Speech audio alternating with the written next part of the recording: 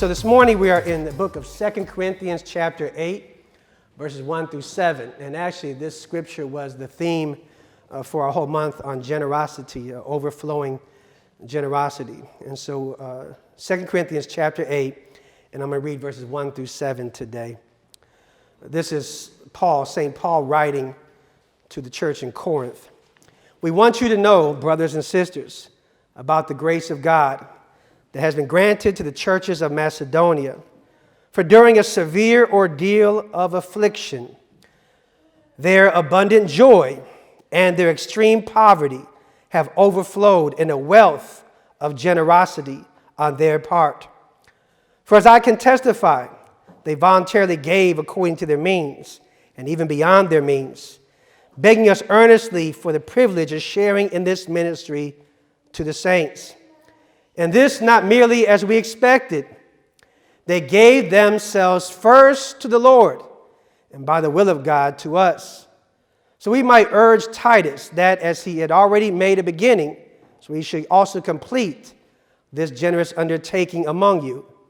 Now as you excel in everything, as you excel in faith, in speech, in knowledge, in utmost eagerness, and in our love for you, we also want you to excel in this generous undertaking. And so may God, today again is our culminating event for November of our generosity study. And I wanted to begin this morning by talking about a gentleman whom I have never met, but I have heard of before. That is a picture of a man named Dan Mazur. And on May 26, 2006, Dan Mazur found himself 1,000 feet away from his ultimate dream. Dan Mazur had a passion, some would call it an obsession, to scale to the highest point on the earth of Mount Everest. And Dan found himself now 1,000 feet from his dream, from his life's work. Now, is anyone here interested in climbing Everest? Good. Because you should know that the average cost to climb Mount Everest is $50,000 to pay for travel, equipment, and to pay for the guides to take you to Everest. If anybody here is interested, I don't know, maybe, someday. Besides costing $50,000, from the moment you reach base camp to get to the summit, to return to base camp takes about 2 months. Because the climbing is so slow and so arduous, and you never know what the weather is going to be. And so some days you don't climb at all, but you stay hunkered down in your tent just to ride out the extreme weather. And so on this moment, Dan found himself right there, a couple hours away from reaching the summit, 1,000 feet from the top of the world at Mount Everest. And in fact, that final 1,000 feet for mountain climbers is known as the dead zone. And it's called the dead zone because of the extreme, constant sub-zero temperatures.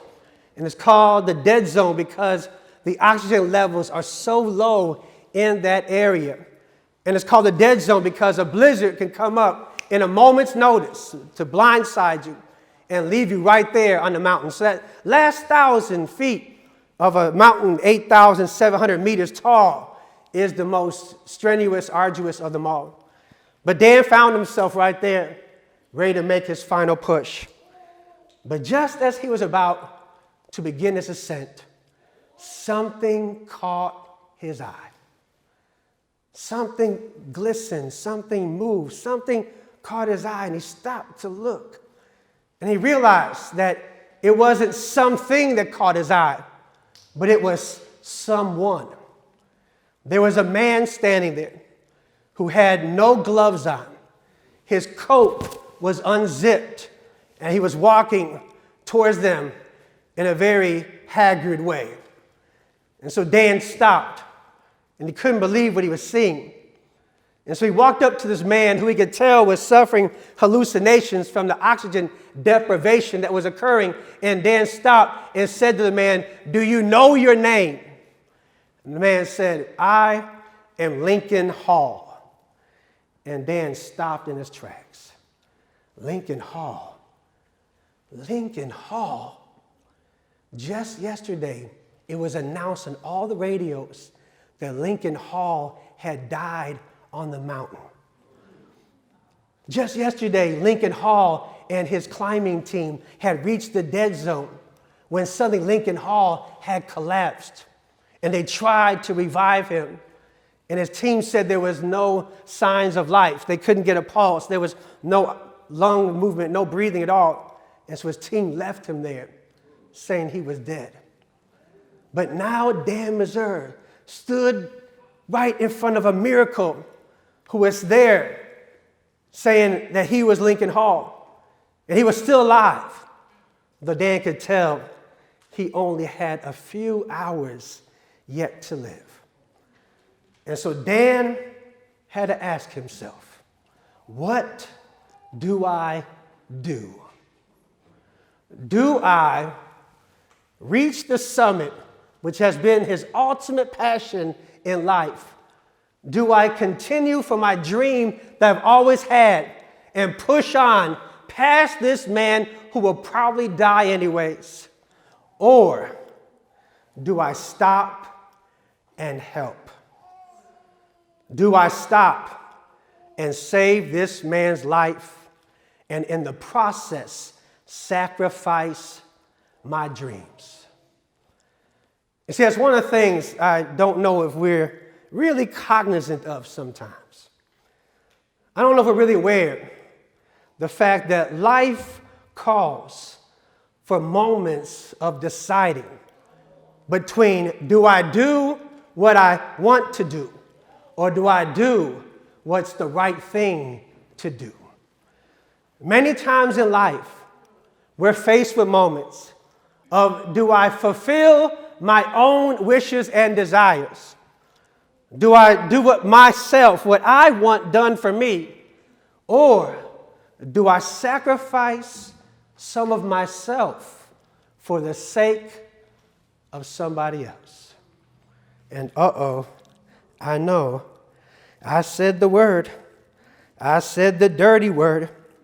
I said the dirty word that we don't ever want to say, the word sacrifice. Turn to your neighbor and just say sacrifice. I know it's a word that's not spoken of. It's certainly not celebrated in the world we live in, the culture we live in. But part of today, I want to just share with you and show about this thing called generosity that I have been, again, each Sunday we focused on. And I've shared with you that generosity, a culture of generosity we're trying to create here at Journey Faith. Generosity grows out of gratitude, a thankfulness that all I have. What's the song? Great is thy faithfulness, right? Morning by morning, new mercies I see. All that I have, thy hand hath what? Provided, right? So out of gratitude comes generosity. Then we spoke about magnitude. When you understand the overwhelming generosity of God, the love and grace of God that is so great, it leads to generosity. Last Sunday, we talked about latitude, longitude, meaning living in the moment, that I'm generous with what I have now, not what I used to have or what I'm going to have, but I'm generous living in the moment right now of how I can help and serve. And then finally today, staying with the tudes, right? We got gratitude, magnitude, longitude, latitude, and today I want to just hang out for a minute about fortitude. And that is the fortitude of faith. See, no matter how you slice it or dice it, really what generosity is, what giving is of ourselves, is an act of faith. It's trust. It's faith. It's faith that God has given, and God is going to what? Give again. The Lord has provided, and as I give of myself, I trust that God is what? Going to provide again. Give again. So again, generosity is faith in action. It's trust. It's believing that God will continue to give and lead. And I want us to remember this again too, that faith is a path to love, to trust, to peace, to freedom, to liberation. That's what faith leads us to. Again, faith leads us to a path filled with love and trust and hope and peace and freedom and liberation. You ever seen a child who has faith? When a child has faith, how do they live?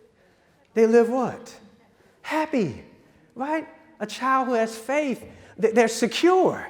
A child with faith feels like I'm all right. I can live my life. I can laugh. I can go and play. That's what a child with faith has. But let me flip it. Have you ever seen a child with fear before? Our son Zachary, and we adopted Zachary, he was 19 months. And Zachary was filled with fear. He had been neglected through most of his life, and so he was reacting to everything in life with fear. Zachary couldn't sleep alone. We could not put him down because every time we put him down, he would just scream and shout. And sometimes Zachary would get so angry, he would bite himself and slam his head against the floor and wall until someone would pick him up, because when he was fearful, he was just so angry. And fear leads to anger, and fear leads to resentment, and fear builds walls, and fear has mass incarceration behind it, and fear leads to violence. And so again, as children of God, as a child, are we going to walk in faith? Or are we going to live in fear? Because fear will close you down, but faith opens you up. And so that's, again, what today is for us to look at in this moment of how we give ourselves in faith and in love. And so Paul is writing this letter. Our scripture today is from 2 Corinthians. There's a theme for a whole month about this overflowing generosity. And it's kind of amazing what Paul actually does here. Paul is talking to this church. I don't know if you can see it down here, but it says Corinth on the bottom left. You see where it says Corinth down there? So he's writing to the church there in Corinth, the church that he helped start, a church that he was the initial sort of church planter of. And he's writing to Corinth. But can I just, let's talk about the Corinthians for a moment. Are there any Corinthians here today? Because I want to talk bad about Corinthians. I don't want to offend anybody today, but I want to talk about these Corinthians. This church in Corinth, these folks, right, not us, right, but these folks, they were Paul's problem child. This was, if there was any, like, you know, remember what were those videos, Girls Gone Wild? Right? This was church gone wild, right? This was church misbehaving, was Corinth. I mean, the Corinthians were always fighting with each other and backstabbing each other, and they didn't see themselves as equal. They were always envious with one another, and they didn't have generosity. They had animosity. In fact, that's why in 1 Corinthians chapter 13, Paul writes a whole chapter. 1 Corinthians 13 is a whole chapter about love. Because he's letting them know, y'all don't have love. It's what patient love is, kind. Love is not envious or boastful. Love does not insist on its own way. He had to keep telling us folks in Corinth, you don't have love. And then he writes the second letter of Corinthians. They still don't get it. And Paul's still trying to tell them, you still aren't living with the Spirit of Christ. You have some other spirit. Y'all are not doing what God called you to do. And one thing he's saying is you all are not generous. You all are stingy. You're selfish. You're self-centered. You don't give. And so Paul says to these Corinthians, he says, let me tell you see it right here in verse 1. Let me tell you about these folks, these churches in a place called what? Macedonia, right? He says, let me tell you, Corinthians, about the Macedonians. And let me just tell you today, that may not sound like much to us, but did you realize that the Corinthians didn't like the Macedonians? They didn't. See, the Corinthians thought they were better than the Macedonians. The Corinthians thought they were more educated than the Macedonians. The Corinthians thought they had more culture. Y'all with me? The Corinthians thought that they did everything the right way, and they viewed the Macedonians as folks who were uncouth, who they hadn't been brought up the right way. You know, the Macedonians were folks that didn't have the sophistication that a Corinthian would have. Did you know that classism exists in the church? Did you ever know that classism exists? That there are folks, I know this is going to shock you, but there are folks who are in church who think they're better. Did you know that? Not here, thank God. But there are Christians, followers of Christ, we could often look down on somebody because they don't act the way I act. They don't have the way I have. They don't live the way I live. They don't make the right choices like I make. And that was the Corinthians. They thought they had everything right until Paul says, hold on, Corinth. Have you heard about the Macedonians? Those folks who you think are beneath you can teach you something. Because he tells them in Macedonia, look at these words, they had a severe ordeal of affliction. In other words, they went through something horrible. In fact, if you were to translate the Greek properly, it would say that they went through a great testing of affliction. They went through some stuff. Anyone here ever been through something before? See, the Macedonians went through a storm. They went through an illness. They went through conflict. They went through bankruptcy. The Macedonians lost everything that they had. But did you know that Jesus never promised us we wouldn't go through something? What he promised us is that he would go through it with us. And so all the Macedonians are going through, what's amazing is they didn't turn on each other, but instead they turned to each other. And they found Christ, and they found God bringing them through. And then what happens from this affliction, we're told that they were sent into a time of extreme poverty. But along with their extreme poverty, they also had this abundant joy. You imagine those two residing together, poverty and joy? Extreme poverty and abundant joy. So in other words, they had nothing outside. They didn't have a pot to, hello, Jesus, right? But they had joy. You know that a survey done, it was back in May of this year, 2019, a survey done by a group called the General Social Survey, who's been doing surveys in the United States since the 1950s. They did a survey of Americans in 2019, May of this year. You know what the survey showed? Americans are more unhappy now than they ever have been before. They saw an increase in the number of people who said they were unhappy. They saw a 50% increase in the people who said they were unhappy. Isn't that amazing? We're less happy now. There's more unhappiness today. And part of why is that we're so much of what we seek is so outside of us instead of what comes from inside of us. We are caught in a society that, again, is all about getting what you want. We worship a God of consumerism. That somehow all I got to do is get that thing. Whatever that electronic thing is, that car thing is, that house thing, all I got to get is that thing. And that thing is going to what? Make me happy. But yet you find out that enough is never enough. And it's not about, again, what we're able to get, but it's about who we are. It's about what God has given to us, what comes out from inside of us. And again, what happens inside of us is this thing called faith. And faith leads you to action. Faith leads you to work. Faith leads you to be willing to sacrifice, to give of yourself. That's what faith is. And it's about sacrificial giving and living. And so Paul is talking to the Corinthians saying, these folks in Macedonia have an overflowing of generosity. Yeah, they may be poor, but guess what they're rich in? Generosity, of kindness and joy. And then he goes on to say this too even. For as I can testify, they voluntarily gave according to their means and even beyond their means, begging us earnestly for privilege of sharing in this ministry to the saints.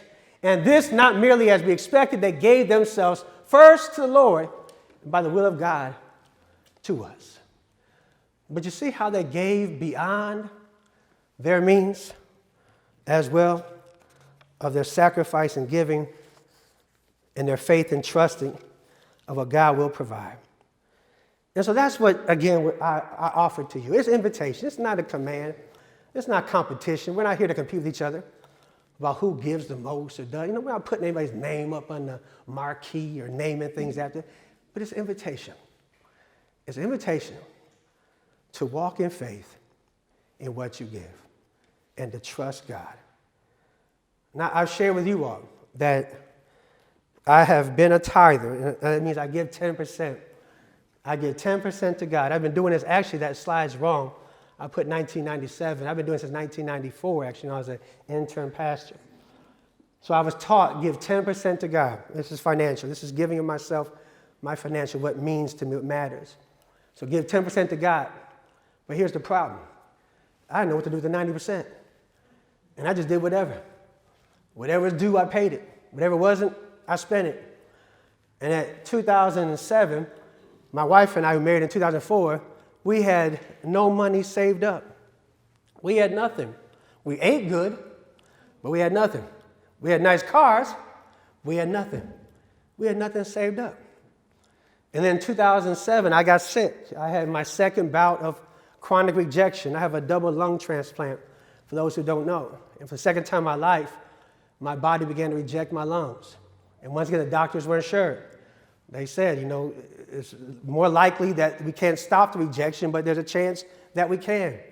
And that's when I realized, oh my God, if I die, what's left for Michelle?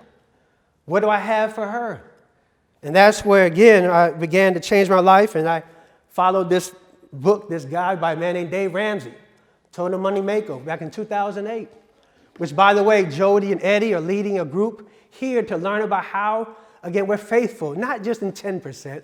See, church just want to talk about 10% too much. Just give us a 10%. We need to talk about the 100%.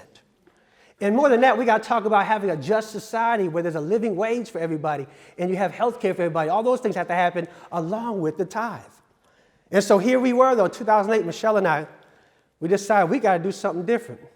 And we did different. Back in 2008, we started a plan of tithing 10% and saving 10%. Don't touch it. Put it away. Save it for what? A rainy day. So 10% God, 10% savings, and 80% we live on. And by 2 years ago, we became debt-free. No credit. Have you seen our credit card debt in 2008? But all that time of living and, again, sacrificial living. See, we couldn't have everything we wanted. We couldn't do all we wanted to do. We couldn't go everywhere we wanted to go. I'll be honest with you. You can't have your cake and what? It couldn't be both. But we had to decide what was most important. Was God and taking care of ourselves. And so that's where we've been. And I'll tell you today, it hasn't been easy. It's not always easy. I'm not going to act like, oh, this is just a piece of cake. But I got to tell you again that God works in all kinds of ways. And when we give and have faith, trust God will provide. And so we stand here today with that testimony. And last week I stood before you and I told you, as I just shared, just so you know, not to brag again, but I want you to know I'm a pastor of my word. I do as I say and not just up here speaking. But Michelle and I pledged to give $10,124 next year to the church, to tithe, to give $10,000, which actually we're at 11% now in our giving. We're giving 11% of what she and I have to God. And we give to help other places and other people. We start with God. But what I didn't tell you last week is that we had just taken Michelle's car in, an Odyssey we bought 3 years ago. And we took it to our guys on Wrightstown Road. They looked it over just for a regular oil change. But now I got that dreaded phone call. You ever get the phone call from the shop? And you just know, hello? Okay, right? And so Rick tells us that he's so sorry, but they found that with our car, there were 3 engine mounts that had cracked, that were broken. These engine mounts help keep the engine balanced as it goes. And unfortunately, in the days of, high technology, we needed to have Honda type of motor blocks to hold it in. And they were $800 a piece just to buy them. And then they said our rack and pinion, our powering steering was gone. We had to replace the power steering, the rack and pinion. And so again, that part was going to cost. And so we were looking at $4,200. 2 new tires too, thank God. Everything $4,200. And so it's like, man, what are we going to do? Right? But thank God we have it. I mean, we have it, but we don't have it. Because that was about half our savings for 2019. We'll be gone to fix the car. And we thought about giving it. We went back and forth all weekend. Do we give the car up? Do we sell it now? We get something new? What do we do? So we just said, well, let's fix it. So on Thursday this week, we're going to take it in. Well, we had bought a warranty on this car. All right? We had a warranty. But the car was almost 100,000 miles, and it was built in 2012. It was 7 years in 2019. And I called Honda and said, I know we bought a warranty. Will it cover this? And they were like, no, that warranty's got to be over by now. It's no good. It wouldn't cover it. But you have to find the paperwork. You have to find the warranty. So we looked everywhere. We looked through all of our files. Everywhere it should have been, guess what? It wasn't. And so we were just ready. We just had to pay it and move on. But then Monday morning, Michelle got up. And Michelle said, wait a minute. I think I saw it somewhere. And she went into her work bag, and she opened her work file. And there in her work file was our warranty.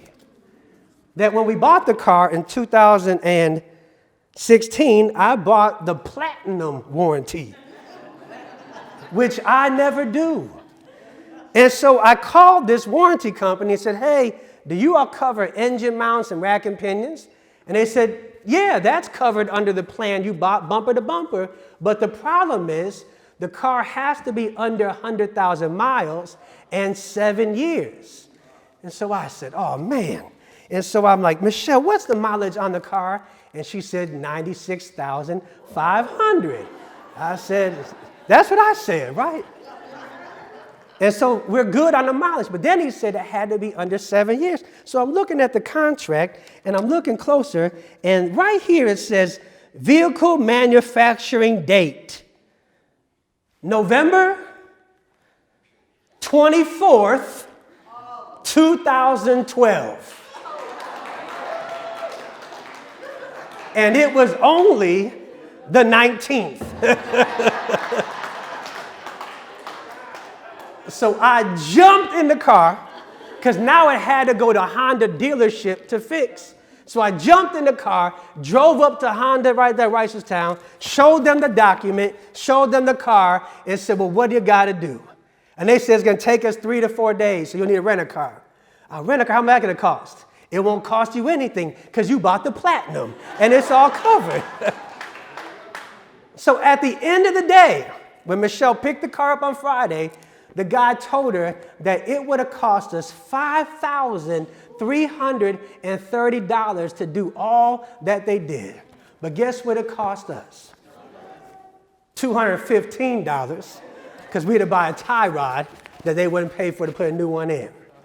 But can I just tell you today, I stand before you as a witness. I stand before you as one that can give you a testimony that the Lord will provide. That God will make a way. That when we put our faith in God and continue forward, God will open things and do things you never thought possible before. But it's about having the faith and trust and looking at how much more can I give of myself what God has given to you. And I don't want to end today. I know we got a baptism, but I don't want to leave Dan Missouri up on Mount Everest because, again, Dan was faced with that moment where standing before him was Lincoln Hall, May 26, 2006. What do I do? Do I give up my dream of reaching Everest, or do I save the life in front of me? What do you think he did? Him and his 2 friends took Lincoln Hall back down the mountain, where Lincoln Hall lost his hands from frostbite and many of his toes had to be amputated. But Lincoln Hall made it back home to New Zealand to be with his wife and children. And when his wife was asked, what do you think about what Dan Missouri did for your husband? She said simply, I only wish there were more Dans in the world today who'd be willing to again give of themselves for the sake of somebody else. But don't feel bad for Dan today, because I just want to share the other thing that happened in Dan's life is Dan received the 10th person to ever receive a very prestigious award in the mountaineering community. And it's an award that is named after the first person to ascend the height of Everest. And in 2018, Dan returned to Mount Everest. And guess what happened this time? This time he made it all the way to the top of Mount Everest and stood at the top of the world. And what Dan would say is that everything was worth it that one moment to sacrifice of himself for somebody else. And it opened him up to receive so much more. And so that's what generosity does. Generosity, faith, opens us. Yes, we're open and we give. We're open and we may think we now have less because I gave. But what generosity and faith does, it opens us to what? Receive.